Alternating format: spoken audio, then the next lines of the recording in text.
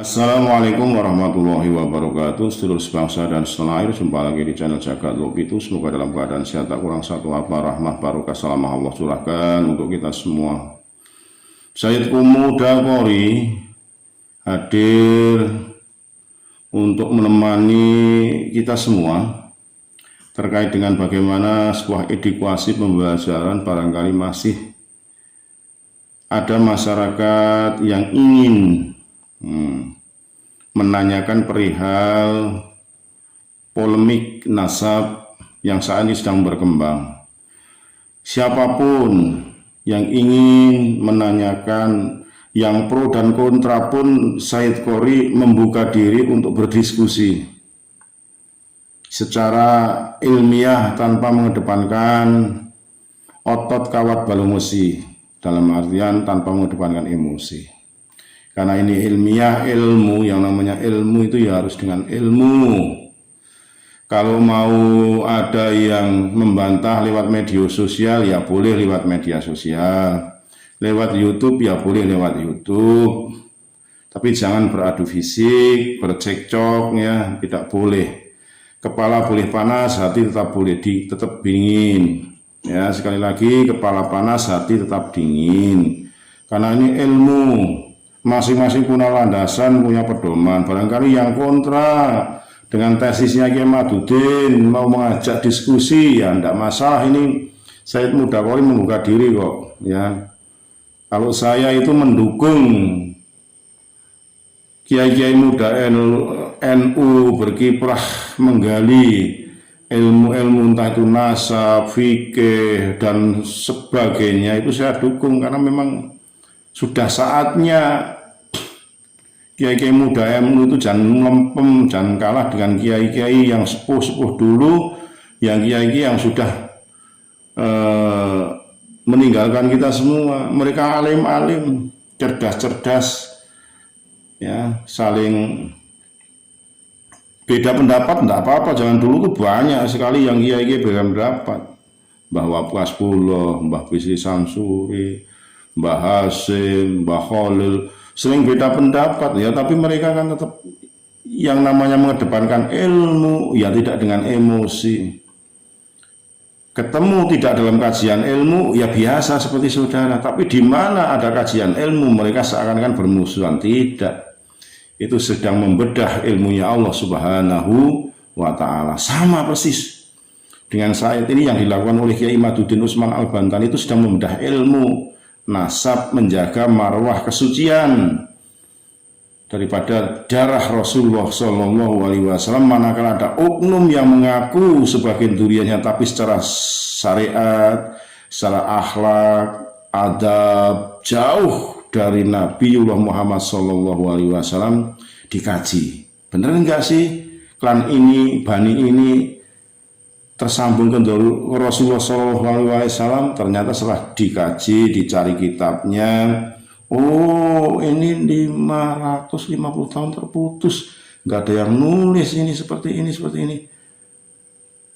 Itu Kiai Madudin. Ada Kiai yang kontra, enggak, ini seperti ini, seperti ini. Ini kitabnya, ya, beradu data secara ilmiah loh, luar biasa. Nanti keilmuan kiai-kiai NU di bumi Nusantara ini, di Indonesia ini terasah, bisa menjadi macan Asia babakan ilmu agama. Kan begitu, jangan langsung persekusi dan lain sebagainya, tidak baik.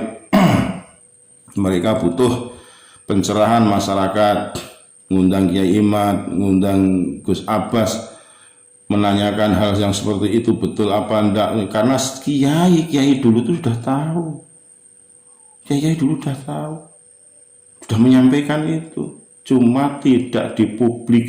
Karena apa? Takut ada perpecahan. Tapi kalau kiai dulu sudah tahu persis siapa itu yang saat ini sedang digali ilmunya oleh Kiai Haji Imaduddin Utsman Al-Bantani. Kembali ke Sayyid Qori, bahwa Sayyid Qori membuka diri untuk berdiskusi dengan siapapun. Lewat udara boleh, lewat darat boleh, ya. Ini pesan dari Sayyid Pemuda Qori terhadap masyarakat siapapun yang ingin pencerahan, edukasi masalah babakan nasab. Sayyid Qori membuka diri. Segala hilang mohon maaf yang kali mati Nusantara milik kita. Assalamualaikum warahmatullahi wabarakatuh. Maka oleh sebab itu banyak orang-orang yang mesti kita berikan pencerahan terkait masalah nasab Bani Ba'alawi. Maka teman-teman dimanapun Anda berada, saya secara pribadi mengajak siapapun ustadz, kiai yang memang di dalam hatinya mencintai Bani Ba'alawi untuk mengkaji ulang, mempelajari dan meneliti dengan kitab-kitab nasab, atau membuka diskusi dengan baik sambil ngerokok sambil ngopi, bukan untuk berkelahi. Ayo kita kaji bareng-bareng gitu. Telepon saya boleh ya, datang ke tempat saya untuk diskusi, saya siap menanganinya ya, atau undang saya kemanapun Anda berada, saya siap untuk menghadirinya. Tapi ingat, saya siap untuk diskusi ya, untuk menerangkan pengkajian, tetapi bukan untuk berkelahi gitu. Jadi kalau antum semua ingin mencari kebenaran, janganlah seperti zaman jahiliyah di masa Nabi. Sudah terang kebenaran menolak kebenaran, maka marilah terimalah kebenaran, karena kebenaran itu lurus dia. Allah sudah berfirman di dalam Al-Quran, wa qul ja'al haqqu wa zahaqqal batil innal batila kana zahuqa. Dan katakanlah olehmu wahai Muhammad, ja'al haqqu, telah datanglah kebenaran, wa zahaqqal batil, dan telah hancurlah kebatilan. Kebatilan itu pasti hancur. Innal batila kana zahuqa. Jadi tidak bisa ditolong lagi lah nasab Bani Ba'alawi. Kalaupun ada, sangat tipis kemungkinan ya. Artinya nasab sahih pun nggak ada derajat nasab sahih yang selama ini dianggap nasabnya Bani Ba'alawi paling rapi, paling sahih. Mana buktinya gitu loh. Buktinya mana? Nang di buktinya ya, coba ya, siapapun kiai tua dan muda, undang saya sambil silaturahmi ya, untuk kita komunikasi, mengkaji bersama tentang kebenaran nasab Bani Ba'alawi. Kali-kali pun Anda benar, saya dapat petunjuk kebenaran dan Anda. Tapi ingat, kalaupun Anda salah, kami benar dalam menyampaikan kebenaran nasab dari kepalsuan nasab Bani Ba'alawi, ya harusnya Anda pun terima. Kita bukan ingin mencari permusuhan, tetapi ingin menerangkan kebenaran ya. Maka oleh sebab itu, demi kebenaran Allah, ayo kita bongkar siapa itu Bani Ba'alawi. Nah, nanti kalau Anda penasaran dengan silsilah para wali songo, ayo kita bongkar juga sama-sama gitu. Kalau jalur-jalur wali songo kan jelas ada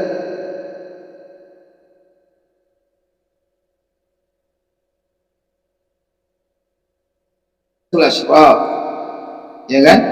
Nah sekarang jalur Ba'alawi ini bagaimana nasabnya sebenarnya? Gitu loh, ya. Saya sangat menunggu lah. Tapi saya sampaikan, kalau berdiskusi untuk berantem, untuk mencari kesalahan dan memframing, saya nggak siap. Nggak mau saya. Tapi kalau diskusi kita sambil tukar pikiran, sharing, bahas masail yang nikmat, yang bersaudara, misalkan ada keliru saya, oh gini saya Polri, Anda tuh keliru dalam memahami kitab ini. Kelirunya di mana? Ini lafadznya begini misalkan. Oke, saya keliru dari sudut matan atau lafaz. Tapi yang perlu kita ketahui sama-sama, ya, di dalam kitab ini memang tidak dituliskan nama Ubaidillah, ya kan? Kitab mana yang menuliskan Ubaidillah kitab yang sezaman? Ketika dia bilang kan tidak disyaratkan kitab sezaman misalkan, loh kok nggak disyaratkan? Ini kitabnya ini ada, kita baca sama-sama. Jadi enak, take and give gitu. Nah, kalau seperti ini kita mencari kebenaran, insya Allah tepat datanglah kebenaran itu. Tapi Bani Ba'alawi pasti takut banget mereka. Kenapa? Mereka ini sudah lama sekali dianggap sebagai Syadatul Ashraf, ya, sampai-sampai ya Allah murka kan, murkanya Allah, ya, satu persatu dari mulai yang dipandang imam oleh mereka, imam besar, terjerumus dengan kasus chatting mesum, ya kan?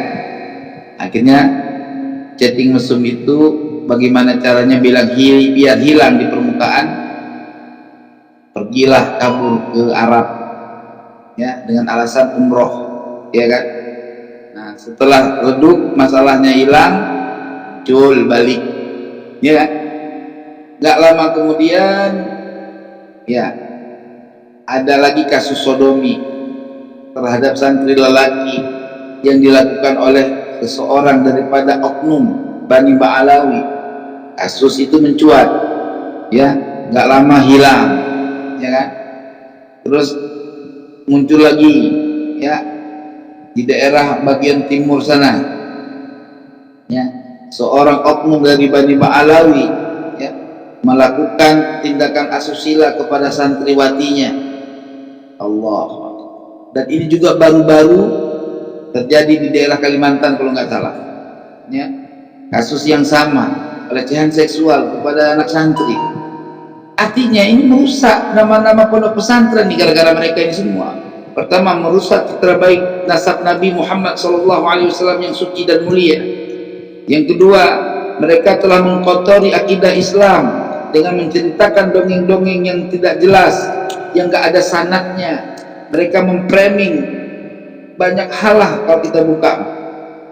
Yang itu tadi, ya, pelecehan seksual, sehingga mereka merusak nama agama ini, merusak Nabi Muhammad SAW, nama baik Nabi, merusak nama baik Islam, sehingga orang-orang takut nanti akan menyantrenkan anaknya kepada ulama, takut terjadi hal-hal yang seperti itu. Ini fitnah ini yang harus kita lawan, teman-teman sekalian. Kejaman seperti ini, belum lagi tindakan mereka mukul-mukulin orang yang dianggap oleh mereka ngaku-ngaku Habib. Bahkan itu juga diceramahkan oleh kiai-kiai mereka.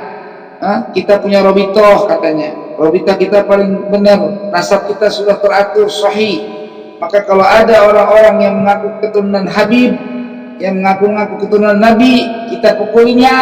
Itu ada yang kayak gitu. Jadi saya heran kadang-kadang, apa sih yang membuat mereka itu senang banget merasa mereka zuriyah Rasul? Itu apa sebenarnya? Kalau benar zuriyah Rasul, oke lah, ya. Ini ya Allah, nasabnya aja nggak jelas, ya. Kok bisa dia ngaku-ngaku keturunan Nabi gitu loh, ya. Ini baru-baru ini juga terjadi informasi yang sangat menyedihkan umat Islam, yang sangat menyedihkan akidatul Islamiyah, ya, sangat Allah menyakitkan, menggores hati kaum muslimin, ya, di mana dia seorang penceramah, ya, guru dai yang kata mereka dilakop dengan ad-da'i ilallah. Coba celamitan bini orang disodot, bingung kita gitu. Inilah salah satu ciri-ciri yang Allah tampakkan, ya. Kalau bukan Allah tampakkan semacam ini, siapa yang tahu? Maka ini adalah salah satu bukti bahwa mereka sudah dimurkai Allah, ya, walat mereka dengan keturunan-keturunan aulia Allah yang ada di seluruh Indonesia ini.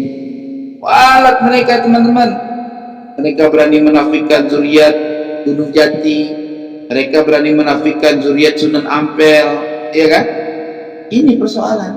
Bahkan mereka berani, ya, menyatakan palsu kepada orang-orang yang mempunyai sadatul Rasul kepada Rasulullah dari marga Asy-Syaibani, ya, yang dianggap oleh mereka apa itu Basyaiban, ya, itu dianggap oleh mereka palsu, sedangkan diri mereka sendiri palsu, gak jelas. As-Segaf, Al-Atas, ya kan?